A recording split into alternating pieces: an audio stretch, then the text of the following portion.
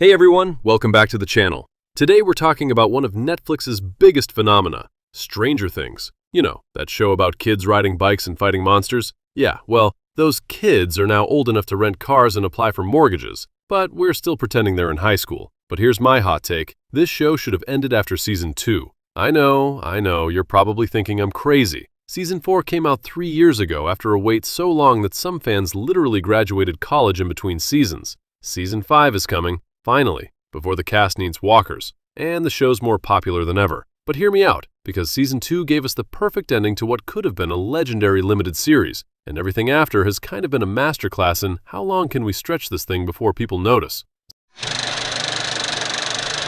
Let's talk about that Season 2 finale, the snowball. Mike and Eleven finally reunited and sharing that adorable slow dance. Will finally getting to just be a kid again. Dustin getting rescued from rejection by Nancy, who proves she's the best big sister energy in Hawkins. Lucas and Max becoming official. Even Steve becoming the world's best babysitter. It was sweet, heartwarming, and felt earned after everything these kids went through. Sure, the Duffer Brothers left that ominous shot at the end, the mind flayer looming over the upside-down version of the school gym during the dance. But you know what? That worked perfectly as an ending. Not every monster needs to be defeated. Not every threat needs a resolution. Sometimes the horror is knowing that darkness still exists out there, but our heroes get to live their lives anyway. It's bittersweet, it's mature, and it would have left audiences with something to think about rather than something to consume. Here's the thing. By the end of Season 2, every major story arc had a satisfying conclusion. Eleven found her identity and her place in the world. She went from lab experiment to daughter, fully adopted by Hopper. She got closure on her mother and discovered she wasn't alone. There were other kids like her out there. That journey was complete. Will's possession storyline wrapped up. He survived the Upside Down not once but twice and expelled the Mind Flayer from his body. His trauma was acknowledged, and we see him trying to reclaim normalcy at the Snowball. That's a complete arc for a character who spent most of Season 1 literally absent. Joyce got her son back. For real this time. Hopper found a new reason to live after losing his daughter, by becoming a father again. The kids' friendships were tested and strengthened. Nancy got justice for Barb. Or at least as much justice as was possible in Hawkins's corrupt system. Even the lab that started all this chaos was shut down. These weren't just plot points being checked off. These were meaningful resolutions to character journeys. You know what made Seasons 1 and 2 special? They were small, personal, intimate. A kid goes missing. Friends search for him. They discover a girl with powers in a parallel dimension. That's it. The stakes felt huge because they were personal. This was about saving Will, about protecting Hawkins, about keeping their families safe. But what happened after Season 2? The show went bigger, way bigger. Russian conspiracies, California adventures, multiple storylines scattered across different locations. By Season 4, we've got characters in Russia, California, Nevada, and Hawkins, all dealing with separate plots that somehow need to converge. The cast exploded, the budget exploded, the runtime exploded. Season 4 had episodes that were nearly movie length. And you know what got lost in all that expansion? The heart. Those quiet moments of kids playing Dungeons and Dragons in a basement. The wonder of discovering something genuinely mysterious. The feeling that this could be happening in your hometown. The show became a spectacle when it used to be an experience. Season 3 is where things really started to wobble. Don't get me wrong, it has fun moments. The mall setting was a nice change of pace, and who doesn't love the never-ending story scene? But it also marked a tonal shift that many fans noticed. The show became more comedic, more action-oriented, and frankly, more formulaic. We got another monster from the Upside Down, another secret facility, another possession storyline, another race against time to close a gate.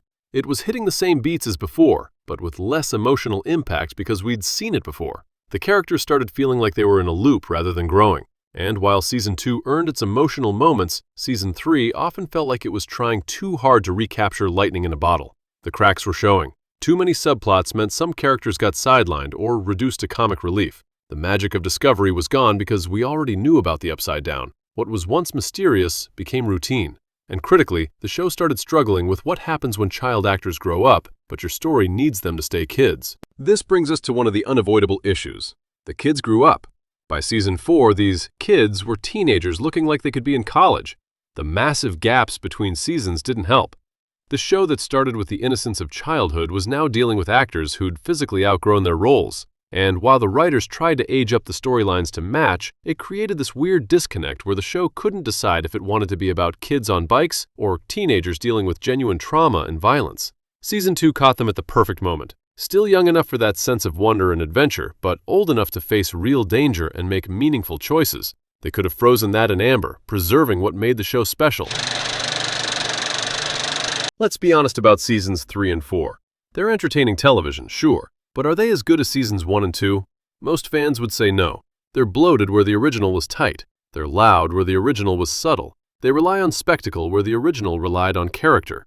Season 4 introduced Vecna, a villain who required extensive backstory and flashbacks to make work. We spent time in a Nina Project flashback sequence that went on forever. The Russia storyline with Hopper felt disconnected from everything else. And while the show is always borrowed from 80s properties, Season 4 felt less like homage and more like pastiche. The thing is, when you have a perfect ending and then keep going, everything after gets compared to that ending. And when you stretch a story beyond its natural conclusion, you risk undermining everything that came before. Just ask anyone who watched How I Met Your Mother or Game of Thrones. Imagine if Stranger Things had been planned as a 2-season limited series from the start. Season 1 introduces the mystery and characters. Season 2 expands the mythology and provides closure. The Duffer Brothers could have crafted a tight, complete story without worrying about setting up future seasons or keeping the mystery box going indefinitely. We'd remember it as a perfect show, a modern classic that knew when to say goodbye. Instead, we're watching it stretch itself thinner and thinner, with 3-year gaps between seasons and fans wondering if they'll even care by the time Season 5 arrives. Netflix and the creators are clearly trying to milk every last drop from this franchise, but sometimes less really is more. Look, I get it. More Stranger Things means more content, more nostalgia, more time with characters we love. And I'm not saying seasons 3 and 4 are terrible. They have great moments and some genuine scares. But great moments don't make a great, complete story. Season 2 gave us everything we needed. Heroes who grew, villains who were defeated, relationships that evolved, mysteries that were solved, and just enough ambiguity to let our imaginations do the rest. That mind flayer looming in the distance? That's perfect horror movie logic. The monster is never truly gone, but life goes on anyway. So yeah, Stranger Things should have ended with Season 2, not because what came after is unwatchable, but because what came before was perfect. And sometimes, the best ending is knowing when to let go. What do you think? Am I completely wrong, or does Season 2 feel like the natural endpoint? Let me know in the comments below, and if you enjoyed this video, don't forget to like and subscribe. Thanks for watching, and I'll see you in the next one.